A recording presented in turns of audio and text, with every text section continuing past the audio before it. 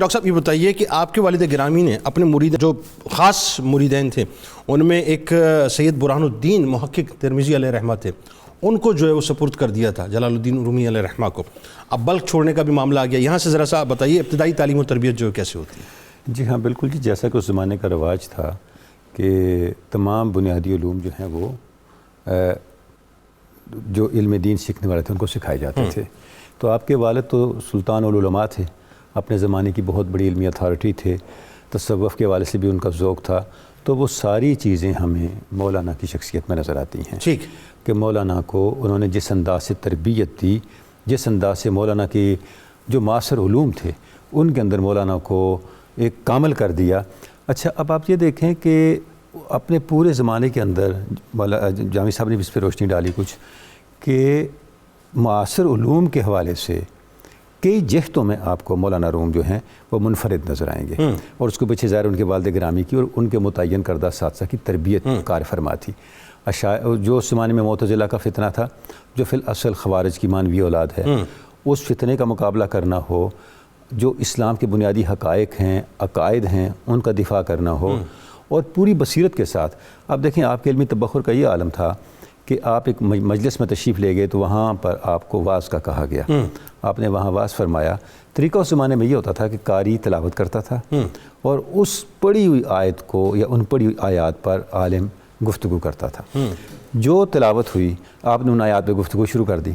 اچھا مجلس میں ان کے کوئی دور کے بڑے عالم بیٹھے تھے، انہوں نے سوچا کہ یہ عجیب ہی ہے، جو جی چاہے آیت پڑھوا دیتے ہیں پھر اس پہ اپنی مرضی سے بات شروع کر دیتے ہیں۔ تو مولانا نے اس کو مخاطب کیا، فرمایا میں نے قاری صاحب کو نہیں کہا کہ یہ آیتیں پڑھو، آپ کوئی آیت پڑھو۔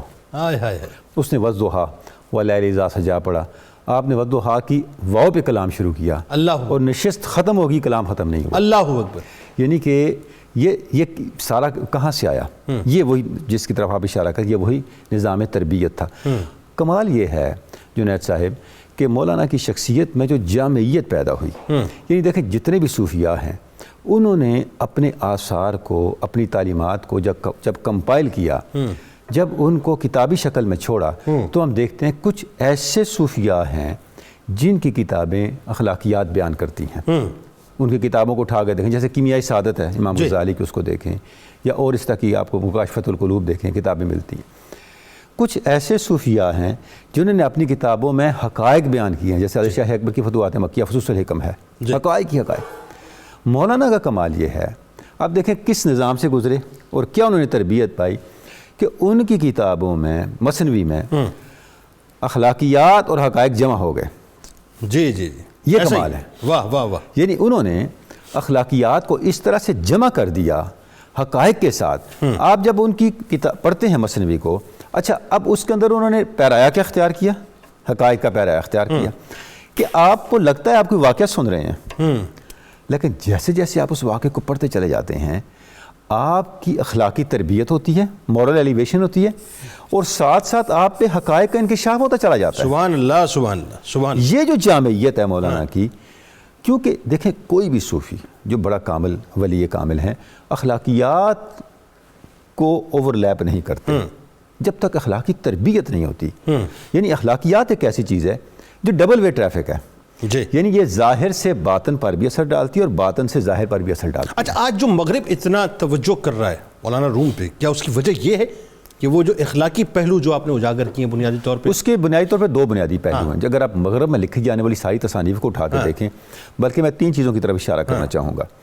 ایک تو ہے مولانا کا تصور عشق، جو مولانا کا محبت کا پیغام ہے، اس کی اپیل اتنی یونیورسل ہے کہ اس کو آپ نو نہیں کر سکتے۔ پہلا پہلو تو یہ۔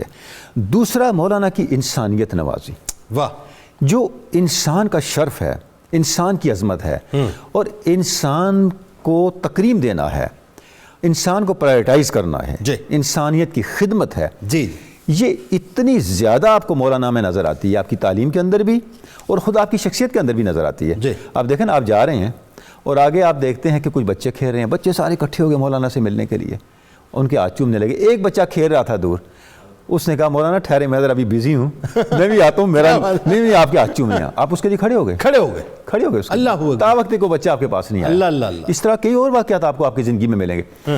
دوسرا پہلو یہ ہے یہ دو وہ پہلو ہیں جن کی وجہ سے مولانا کی اپیل جو ہے وہ ہر آنے والے وقت میں بڑھتی چلی جا رہی ہے. لیکن ایک تیسرا پہلو جسے میں نظر انداز نہیں کرنا, وہ یہ ہے کہ مغرب میں لکھی جانے والی اکثر کتابوں میں چونکہ پرسپیکٹو بڑا میٹر کرتا ہے, یہ بھی ہو رہا ہے کہ جو اصل مولانا کی تعلیم کی فاؤنڈیشن ہے جی جی تھوڑی سی وہ اس سے ڈسلوکیٹڈ یعنی مجھے بھی ایسا محسوس ہوتا ہے کہ خاص ایجنڈے کو وہ ٹو کرتے اچھا اب دیکھیں میں اس پہ یہ کوٹ کرنا چاہوں گا, the eraser of Islam from the poetry of Rumi, یہ ویسے چھپنے والی کتاب ہے روزینہ علی کی. اس نے اس میں بڑی مثالیں دے کے اس کو ایکسپلین کیا ہے کہ اسلام کی بنیادی تعلیمات کو منیمائز کیا گیا ہے. اور حالانکہ جو مولانا کا تصور محبت ہے, تصور عشق ہے, وہ یہ نہیں ہے انسانیت کے لیے, وہ تو ظاہر ہے, وہ مجازی نہیں ہے. بالکل ٹھیک. وہ تو ظاہر سے گزر کے, وہ علامہ نے کہا تھا نا کہ ارتباط حرف و معنی اختلاط جان و تن, جس طرح اخگر کبا پوش اپنے پیرہن سے ہے, آپ نے انگارے کے ظاہر کو نہیں دیکھنا, اس کی آتش تک پہنچنا ہے. واہ. جو حرف کے ظاہر کو نہیں دیکھنا, اس کے معنی تک پہنچنا ہے. مولانا کا جو تصور عشق ہے وہ بنیادی طور پر حقیقت تک لے کے جانے والا ہے.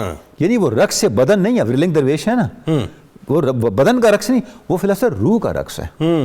روح کا رقص کیا ہے؟ روح کا رقص یہ ہے جس کو علامہ نے بھی ایکسپلین کیا کہ اس بدن سے ڈسکنیکٹ ہو کے ذات حق سے کنیکٹ ہو. اللہ اکبر. اچھا اب وہ ادھر نہیں جاتے پھر, ٹھیک ہے نا, وہ یہاں نہیں جاتے, وہ ان کے مطلب کی بات نہیں ہے. دیکھیں نا, غالب نے کہا تھا کہ میں سے غرض نشاط کس روح سیاہ کو ہے, یک گو نہ بے خودی دن رات چاہیے. اللہ اللہ. بس وہ جو یک گو نہ بے خودی ملتی ہے وہیں رک جاتے ہیں. تو وہاں تک رکنا یہ مقصود نہیں ہے.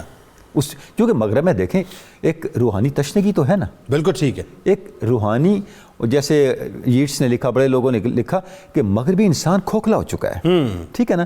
اب یہ جو کھوکھلا پن ہے, اب اس کا تدارک کرنے کے لیے کوئی سامان نہیں ہے. وہاں پہ ابن عربی آتے ہیں, ٹھیک ہے, وہاں پہ مولانا روم آتے ہیں, سادی آتے ہیں, ان کے پاس وہ جنس ہے.